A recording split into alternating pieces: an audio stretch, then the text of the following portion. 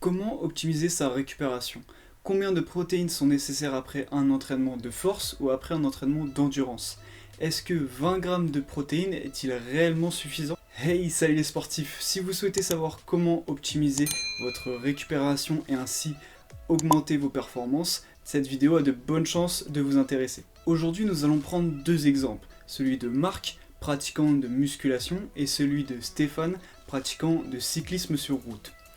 Marc et Stéphane ont la même problématique, ils veulent optimiser leur récupération dans le but d'être plus performants.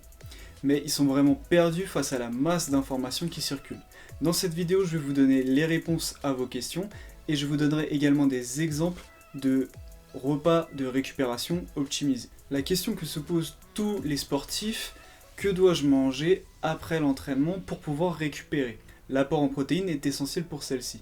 D'autres nutriments comme les glucides vont évidemment avoir leur importance, mais ils ne seront pas traités dans cette vidéo. Ingérer des protéines après un entraînement va permettre de stimuler la synthèse protéique musculaire. Ce processus nous permet d'utiliser les protéines que nous ingérons pour pouvoir réparer les tissus musculaires lésés pendant l'effort et aussi créer de nouveaux tissus musculaires pour pouvoir surcompenser pour les prochains efforts qui nous attendent. C'est le repas le plus important qui vous garantira un maintien ou même un gain de performance. S'il n'y a qu'un repas où vous devez faire attention à votre apport en protéines, c'est bien celui-là. De nombreuses études se sont intéressées à la quantité de protéines nécessaires pour stimuler suffisamment après un entraînement la synthèse de protéines musculaires. D'après celle-ci, 20 grammes de protéines seraient suffisants pour avoir une stimulation maximale. Cependant, des études récentes viennent contrebalancer ces dires et viennent nous apporter de nouvelles données sur ce sujet. Nous allons d'abord commencer par notre pratiquant de musculation. Marc stagne dans sa pratique, et malgré une masse musculaire déjà importante, il va aller encore plus loin. Tout d'abord, il faut préciser que malgré un repas de récupération optimisé, si l'apport en protéines sur la journée n'est pas suffisant, Marc ne pourra pas prendre de masse musculaire. Si vous souhaitez en savoir plus sur ce sujet précisément, dites-le moi dans les commentaires. Nous allons donc voir quelle collation serait idéale pour Marc, mais avant ça, voyons d'abord quelle quantité de protéines doit contenir ce repas. Une étude de 2016 a émis l'hypothèse que plus un individu avait une masse musculaire importante, plus sa capacité à absorber des protéines était élevée. Pour vérifier ça, les individus ont été séparés en deux groupes. Un groupe où les individus avaient une masse musculaire véritablement très importante, et un autre groupe où les individus avaient une masse musculaire un peu plus faible. Chaque groupe a ensuite réalisé 2 entraînements en musculation, en full body, c'est-à-dire un travail de tout le corps. À la fin de l'entraînement, ils ont soit consommé 20 grammes de protéines, c'était des protéines de lactosérum type whey, ou 40 grammes de protéines. Pour mesurer les effets de façon très rigoureuse, les chercheurs ont contrôlé leur alimentation sur toute la journée. Ils ont également fait des prises de sang et des biopsies, c'est-à-dire des prélèvements du tissu musculaire.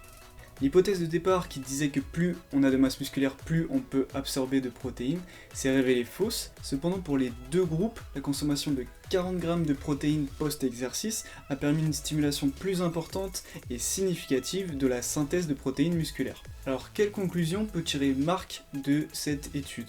Eh bien, Marc sait maintenant que s'il veut stimuler suffisamment sa synthèse de protéines musculaires et donc gagner du muscle et optimiser sa récupération, il devra consommer environ 40 grammes de protéines. Marc est un pratiquant de sport de force, contrairement à Stéphane qui lui pratique un sport d'endurance.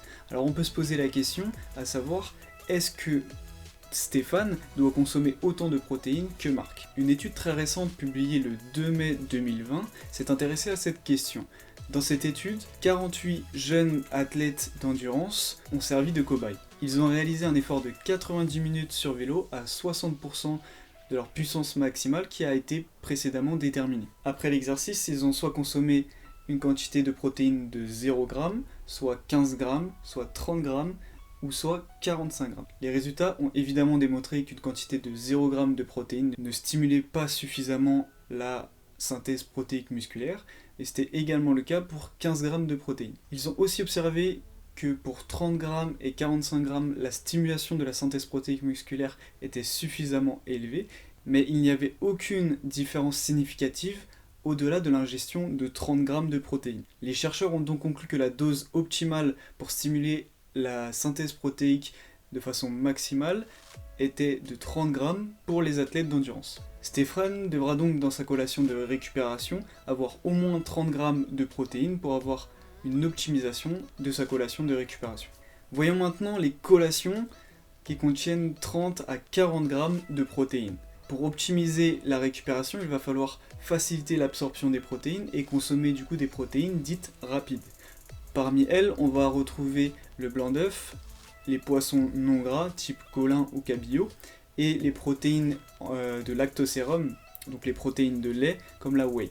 Alors si la récupération se fait avec un shaker de whey, il faudra une dose et demie pour avoir environ 30 à 40 grammes de protéines. Si l'on consomme des blancs d'œufs, il en faudra 8 pour pouvoir avoir une dose suffisante. Alors je vous conseille de consommer des œufs entiers, puisque le jaune contient également des protéines. On aura du coup une protéine qui sera dite intermédiaire, mais qui sera suffisante pour stimuler la synthèse de protéines. Et environ 5 œufs suffiront pour avoir la dose optimale. Ensuite, au niveau du poisson, on aura 150 à 200 grammes pour avoir environ 30 à 40 grammes de protéines. Alors bien sûr, ces quantités sont assez élevées, mais si vous ajoutez d'autres aliments qui sont sources de protéines, vous pourrez effectivement diminuer celles-ci. Mais gardez bien à l'idée que les protéines précédemment citées doivent rester les principales sources à favoriser pour votre récupération. Alors manger par exemple 3 œufs, une grande tranche de pain et une petite poignée d'amandes vous apportera environ 30 grammes de protéines et sera donc suffisante pour stimuler de façon maximale votre synthèse protéine musculaire et donc optimiser votre récupération. Si vous avez des questions, posez-les moi en commentaire et pensez à aimer la vidéo si elle vous a plu. Et je vous dis peace.